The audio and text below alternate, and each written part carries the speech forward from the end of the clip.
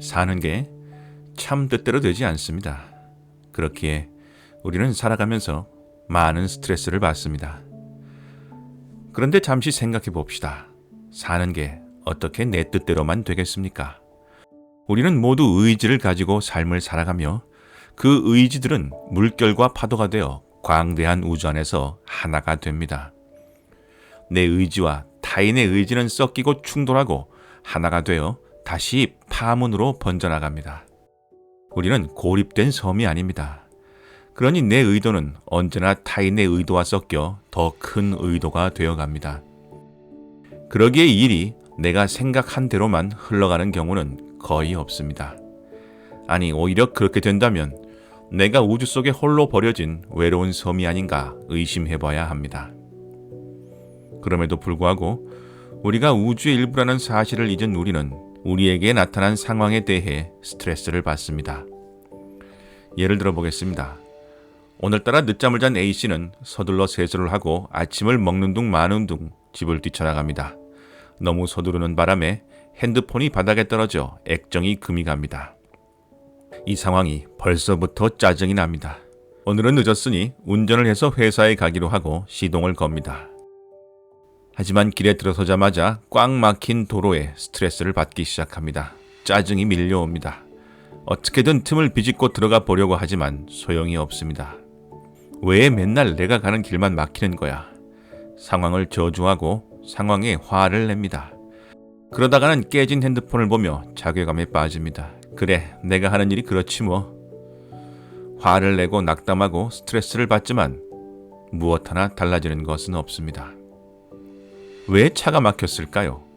모두 A씨와 같이 어디론가 빨리 가고자 했을 뿐입니다. 각자의 의도가 부딪히며 하나의 상황이 되었을 뿐 거기에는 애초에 긍정의 값도 부정의 값도 없습니다. 핸드폰은 왜 떨어졌을까요? 모두 아시다시피 지구에는 중력이 있으니까요.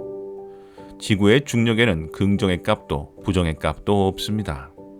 그렇다면 이 상황이 부정적으로 느껴지는 것은 무엇 때문일까요? 그것은 A씨가 화를 내고 자괴감에 빠져들었기 때문입니다. A씨는 선택을 한 거죠. 만일 A씨가 막힌 차 안에서 느긋한 마음으로 재즈 음악을 들으며 한숨을 돌리거나 오디오북을 들었다면 어땠을까요? 깨진 핸드폰을 보며 그래도 이만하길 다행이다. 작동은 되네. 오늘은 운이 좋다. 라고 생각했다면 어떨까요? 회사에 늦은 이런 상황에서 누가 그럴 수 있냐고요? 네, 우리 모두 그럴 수 있습니다. 생각해 보세요. 우리가 화를 내고 상황에 저항한다고 해서 갑자기 길이 뚫리고 회사에 제 시간에 도착할 수 있나요? 아니요, 그렇지 않습니다. 우리가 화를 내든 노래를 부르든 상황은 상황입니다. 그러니 그 누구도 상황을 선택할 수는 없지만 그 상황에 대한 반응은 오로지 우리의 선택인 것입니다. 역사상 위대한 인물들은 의지로 자신의 삶을 개척하고 영웅적인 성취를 이루어냈습니다.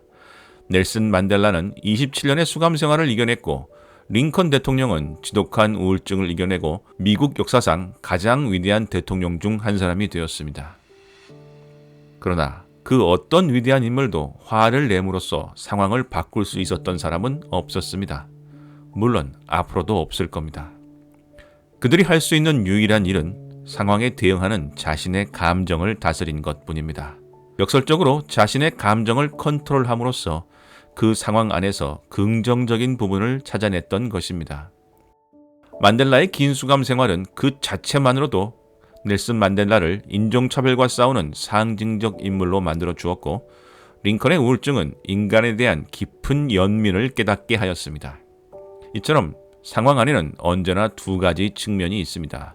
실직을 하면 경제적으로는 어려워지지만 가족과의 시간이 많아집니다.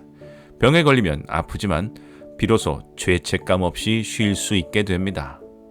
상황의 긍정과 부정의 측면 중 하나를 선택할 수 있는 선택권은 오로지 우리에게만 있습니다. 그러니 그 어떤 경우에도 상황과 싸우지 마세요. 상황에 화를 내고 스트레스를 받는 것은 아무런 의미가 없습니다.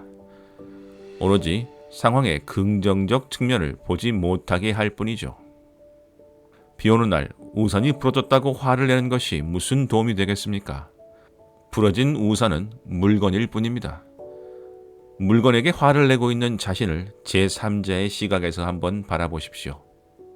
비를 맞으며 물건에게 화를 내고 있는 것보다는 차라리 남아있는 부분이라도 머리를 가리고 움직이는 편이 좋지 않겠습니까? 그도 아니면 시원하게 우산을 던져버리고 비를 맞는 것은 어떨까요? 상황에 분노하지 않고 그 안에서 긍정적인 측면을 찾아내는 습관은 삶을 건강하고 풍요롭게 만들어가는 최고의 전략입니다.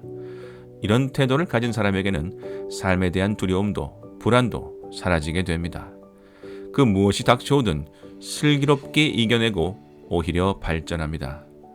삶이라는 파도에 저항하지 말고 노련한 서퍼처럼 자유롭게 파도를 타고 달려보세요. 여기까지 지당한이었습니다. 감사합니다.